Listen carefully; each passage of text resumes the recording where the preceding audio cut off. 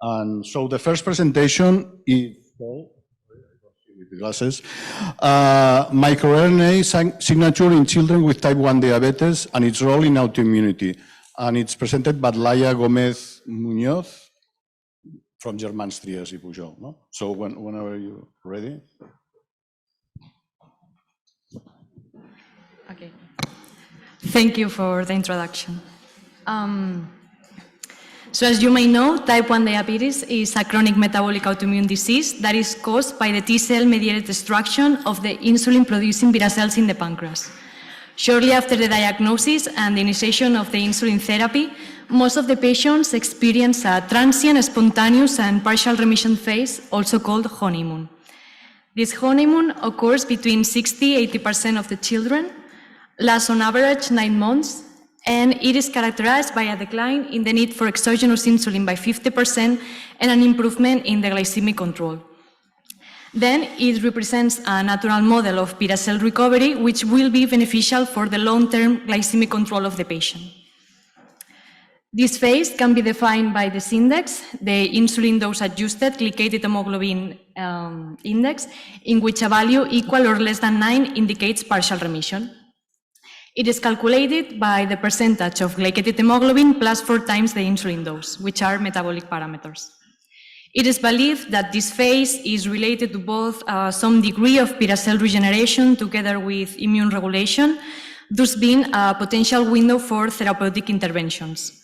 However, we don't have biomarkers that reflect these processes and that can also help us with patient stratification and with the understanding of the different immunological courses of type 1 diabetes.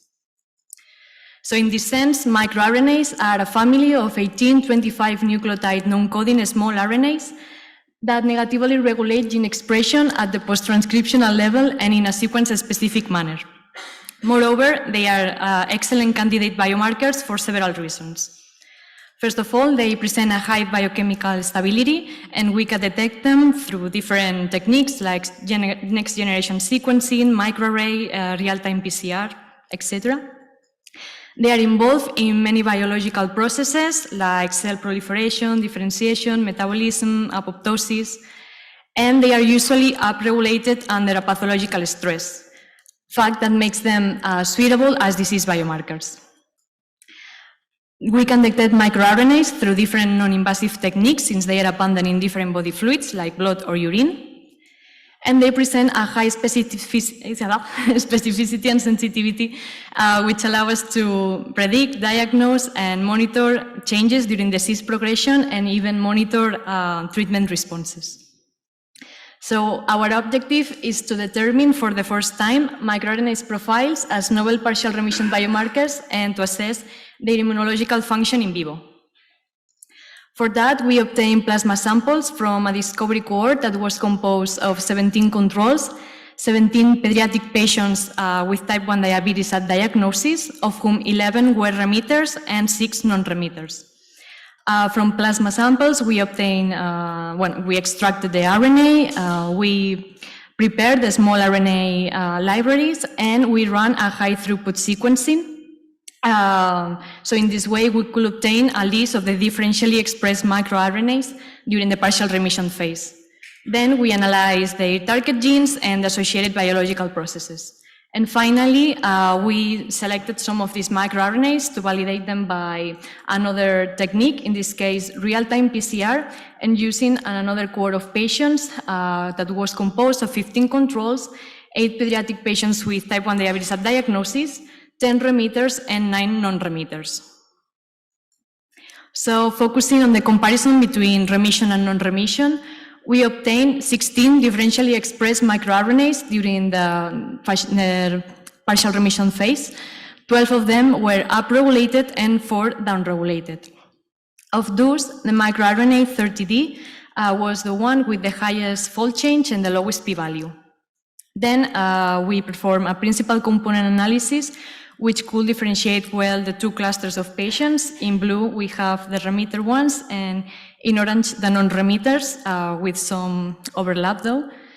And we selected some of these microRNAs to validate them by real-time PCR, and we found increased levels of microRNA 142, 17, and 106B during the remission phase in comparison to the non-remission, and a tendency to lower levels of LED7B and LED7C during this phase.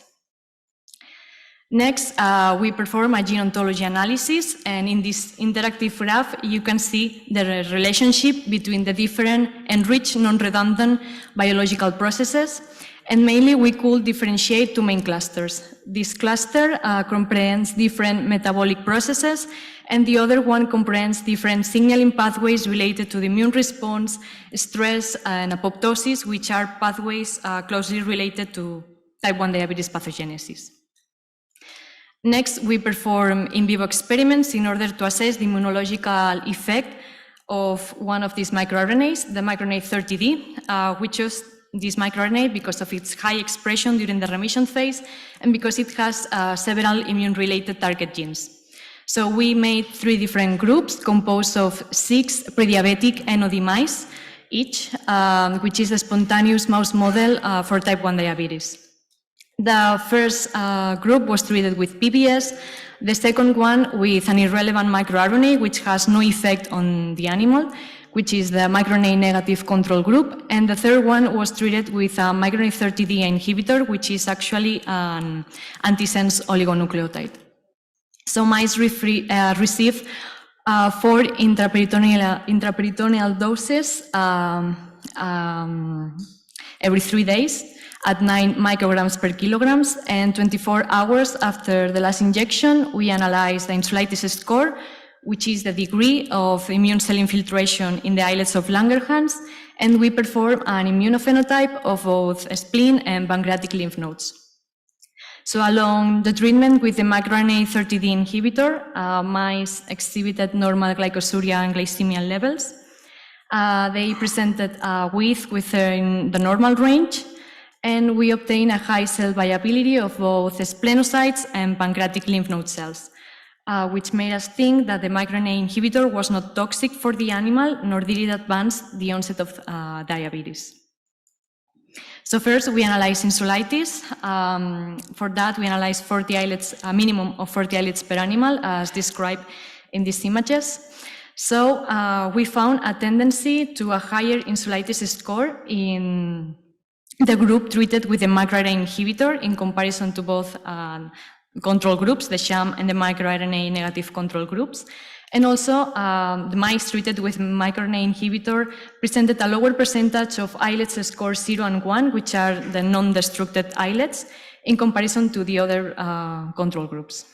So, without this microRNA, autoimmunity worsens. Then we analyzed different immune cell subsets in both the spleen and pancreatic lymph nodes. As you can see, mice treated with a microRNA inhibitor tended to present a higher percentage of CD4 effector memory T cells in comparison to both control groups, and as shown also in these FACS plots, together with a high percentage of CD8 central memory T cells and an acute decrease in the CD8 prefector-like T lymphocytes. Interestingly, the microRNA 30D blockade led to a significant increase in the percentage of regulatory T cells in comparison to the other control groups, as also shown in these FACS plots. And we also observed this difference when the total regulatory T cells were divided into CD25 low and CD25 high. So to check in a way that the microRNA inhibition worked fine in vivo, we decided to analyze the expression levels of one of its target genes. In this case, we choose the CD200, which is a molecule involved in Treg expansion and generation. So as expected, without the microRNA 30D, its target gene, the CD200, is upregulated in comparison to the microRNA control group. Moreover, we perform a correlation between the CD200 expression levels and the percentage of total regulatory T cells, and we found a significant positive correlation between these two variables, which shows the importance also of this molecule in the generation of regulatory T cells. And finally, in the spleen, we found reduced numbers and also percentages of CD4 T cells positive for PD-1, as you can see also in these fact plots. In this case, we decided to choose this target gene, the PRDM1, which is a repressor of the PD-1 gene, in order to link the low levels of T cells positive for PD-1 with the upregulation of one of its repressors. Although in this case we couldn't find significant differences between mice treated with the microRNA inhibitor and the microRNA control group, we did find decreased expression levels of the PDCD1, which is the PD-1 gene, confirming in a way what we observed by flow cytometry. So in conclusion, during the partial remission, patients with type 1 diabetes present a differential profile of microRNAs, which are related to the immune apoptosis and metabolic processes, being potential biomarkers of this phase. One of the most differentially expressed microRNA during this phase is the microRNA 30D. The inhibition of this microRNA in the NODIL model causes a slight increase in the immune cell infiltration in the pancreas, and also its inhibition promotes a higher percentage of regulatory T cells, a lower percentage of CD4 T cells positive for PD-1, together with low levels of prefector T lymphocytes, highlighting for the first time an immunomodulatory role for this microRNA during the partial remission phase. And that's all. I would like to thank my team and all the people involved in this work, and thank you for your attention.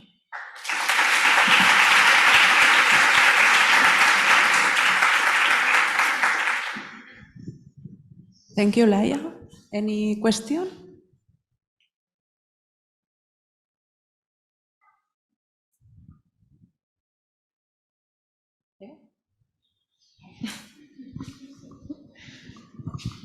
Thank you, Laia, very nice. It went very fast, but I'm not sure if you showed that with this inhibition you induce an increase of infiltration in the islets, but also an increase of Treg. Yes. Yeah, it may seem a little bit contradictory, but we hypothesized that, for instance, a non-remitter patient, which has low levels of the microRNA 30D, will present also a lower percentage of T cells positive for PD-1. So in these patients, they will not receive the inhibitory signal by PD-1, PD-L1 axis.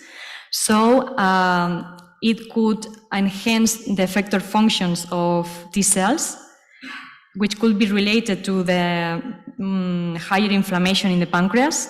So these patients will need to generate more regulatory T cells in order to tackle this enhanced immune response. Okay, so Tregs are in this case always, when we see increase of Tregs, now people say that it's more because a reflection of inflammation, no? Could be. Thank you.